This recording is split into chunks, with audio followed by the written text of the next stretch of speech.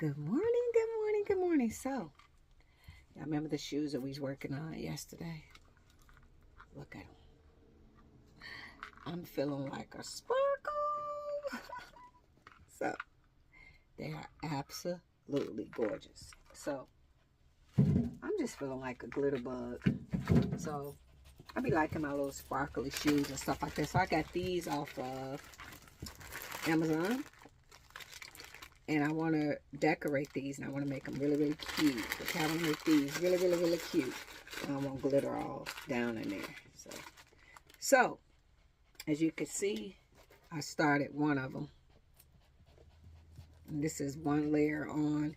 And then I'm going to get the little jewelry and stuff from Hobby Lobby.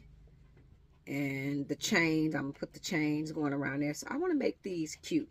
So these is like will be my airport shoes. Because you know how you go into the airport and you got to take off your shoes and all that type of stuff. So these would be perfect. These was $27 and they got the, you know, the little foam in there. So they're real comfortable. They was $27. So these would be my airport shoes. So again, my mud pot and the paintbrush. So a lot of times people will sand them. I didn't sand them because, you know, I'm doing the mud pot thing. So, yeah, I'm just putting a coat on and then I put the glitter on. So I'm gonna do like 3 coats of it and then I'll seal it. But yes, I'm in love with the glitter stuff. So I'll be liking, you know, see the little sparkly shoes and stuff like that. Have your feet cute and fun. Cute and fun. But when you finish it, when you finish like the whole process of it, make sure you seal the shoe. Because if you don't seal the shoe, then you're going to have glitter in the house. So make sure you seal it. Now this is just the matte. I'm going to go and get the gloss, the high gloss, because I want it to shine. And I'm going to seal, because that shoe ain't sealed neither. I've never been to Hobby Lobby yet. Because I actually was under the weather. I had tonsillitis in June. And I got sepsis. It had made it, the infection had made it into my blood. Well, I went to the dentist and they worked on my mouth for 4 hours. And then give me antibiotics. And I almost died in June. They was our lady. We thought they something. It was so funny. I went to the hospital because I had all those symptoms and stuff. And then I thought I had COVID. So I go to the hospital at 3 in the morning. Some told me, you know, your intuition talked to you. And my intuition said, if you lay down and go to sleep in this bed, you're going to die. Get up and dial 911. So I got up. I walked downstairs and I dialed 911 and I asked them to send the paramedics to come get me because I was dying. And he's like, what's wrong? I said, I don't know. But if I lay down, I'm going to die. So what was happening is that I had a high fever and I had the chills. So I had a high fever, but I was sweating, cold sweats and go, you know, you so cold. And you doing that. You got those type of chills. So the paramedics, no, the fire department make it here first. And they go, oh, and I did a COVID test. They said, oh, your blood pressure is really high. Your heart rate is it's just COVID. They're not doing anything for COVID. And they're like, we don't think she needs to go. We think she just needs to, you know, just sweat it out and, you know, everything will be okay. The symptoms she experiences like COVID. This paramedic came in and she said, have you worked out tonight? And I said, no. She said, have you did anything else that will make your heart rate be racing like it is? I said, no, ma'am. She said, what did you do? I said, I pretty much was laying in the bed. And the pain is so severe. I got up out of the bed, walked downstairs to dial 911. So I made to open the door for you guys, for y'all to come and get me. So she turns to the fire department and she said,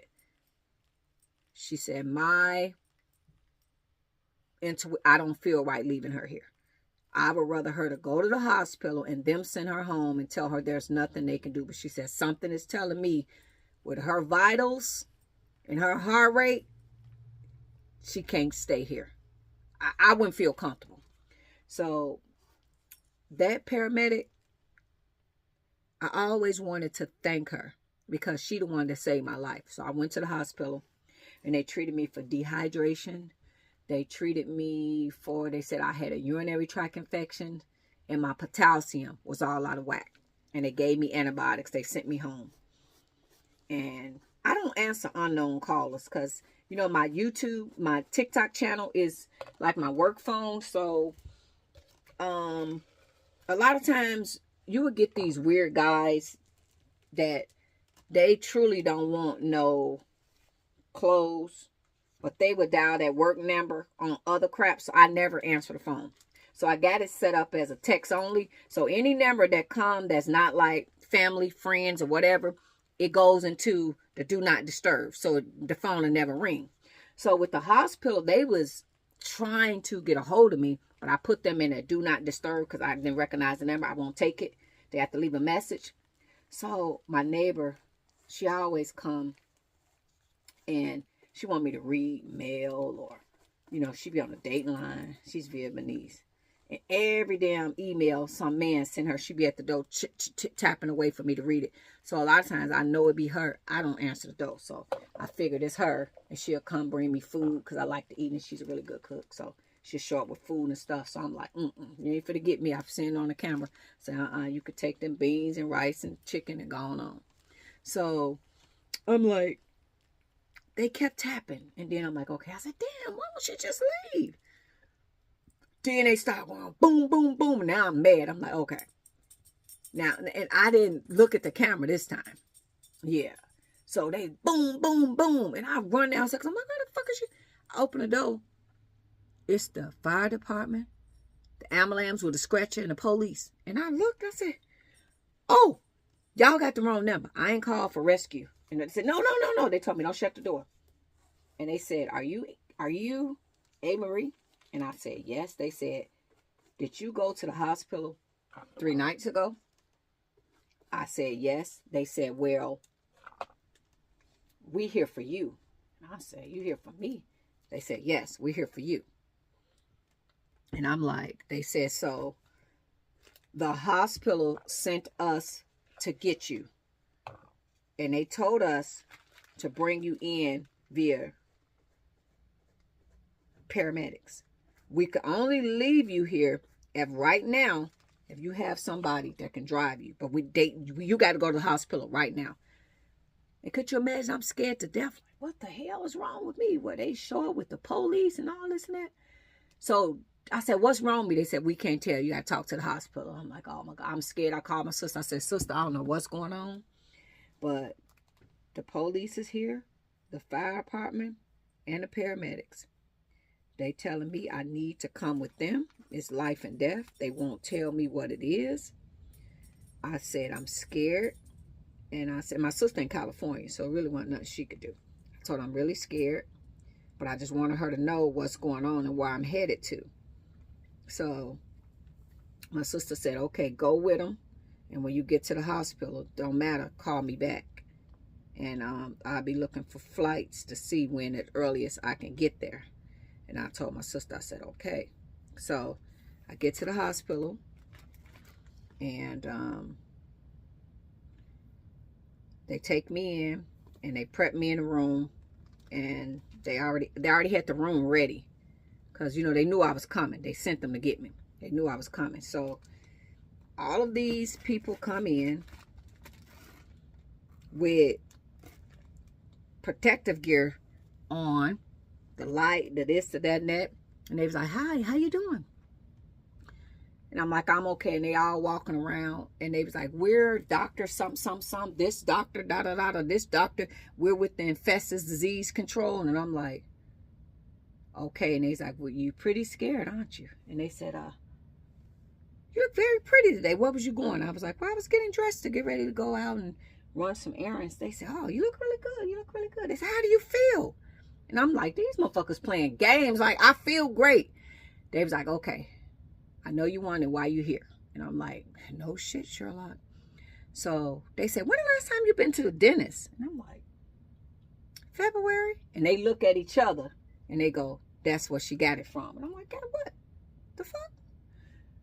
So they said, Miss Baxter, I know you're scared.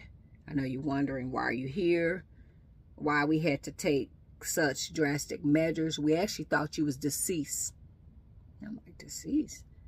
They was like, ma'am, when we got your blood cultures back, you have sepsis, and it made it into your blood stream. And I know I probably didn't say it right.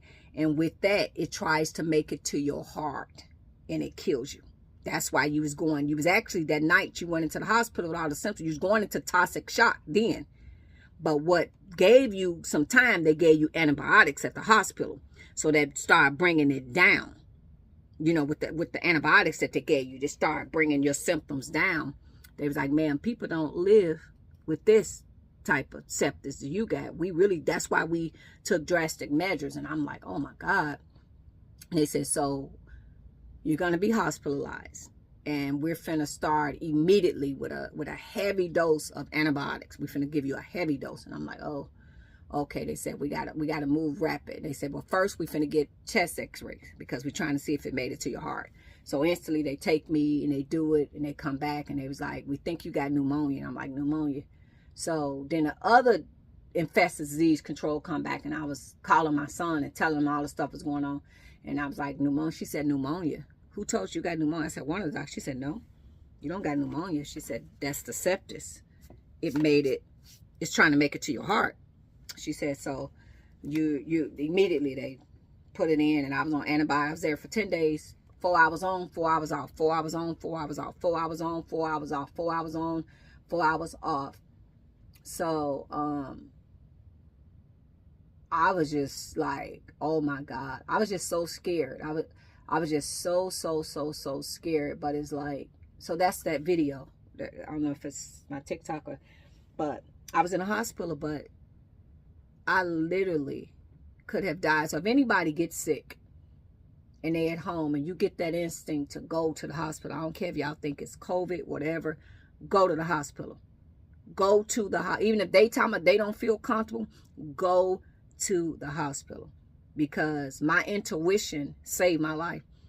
If I wouldn't have went that night, at that point, I was going into toxic shock then. And my instinct told me, if you don't get up and dial 911, you're going to die. And you know, a lot of times we don't want to get a hospital bill, or we don't want to bug nobody. We want to be so tough that we going to be okay. But my intuition saved my life. And they said, if you don't go to the hospital, you are going to die. And that was facts when, you know, when all this, you know, came about. So, yeah. So I was just, you know, like, whew, that was so now, anytime something happened with me, I get so scared. I always get so scared. So right now, I got tonsillitis. Now, oh, when I had the sepsis, I also had tonsillitis. Okay, so what happened is my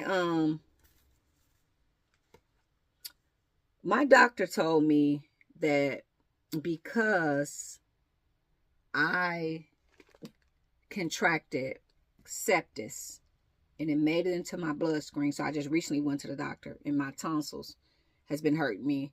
He said, with you, because you got sepsis, we can't take any chances. So when you get sick, brother, thank God I've never had COVID. But anything, he said, we're automatically gonna come in with aggressive antibiotics for you. Now, he said, that's probably going to be coming. It's in your file, it's red flagged. He said, we can't take a chance on something sitting, an infection, and, you know, it's taking a turn for the worst now that your body got exposed to sepsis. We're always going to respond with antibiotics. So I'm back on antibiotics. And he was saying that if I catch tonsillitis again, they're going to remove my tonsils, because grown people, he said, don't be getting tonsillitis like that. So that's probably why my voice is all cracky or whatever. Sound like, what is that? What is the Fat Albert? What is his name? Where he sound like he swallowed the frog. So, yeah. So, yeah. But that was a scary time. But yeah, if y'all get sick, don't feel like y'all wasting the paramedics' time or whatever. If you get that feeling where it's that feeling that's God speaking to you, your intuition, you ain't wasting nobody's time. Get that bill and go. I really want to find that paramedic lady because she saved my life. She saved my life. She did. So I'm grateful. I'm so grateful and thankful. My son, I only got one son now because my other son is deceased, but he was like, Mama, he's scared. Like, you know what I mean? Like, my baby was scared. I was scared. But anyway, guys, you know, story time and glitter shoes. So I got to get the other mud pot. And with that one, because I got matte, I want to get the clear coat because I still got to seal. I still got to seal these shoes. They're not sealed. And you see when they're not sealed, glitter will be popping off. So I just ain't been outside yet. I got to go to Hobby Lobby. And I try to just go out one time, then be going out in this weather. We snowing too. So hope you guys have an awesome day. Thanks for listening. But yeah, my airport shoes, my glitter shoes. So thank you guys. And I'll show y'all when they're done. I'm going to do other stuff to them too. But this is just the base. I want the base to sparkle. Thank you. Bye.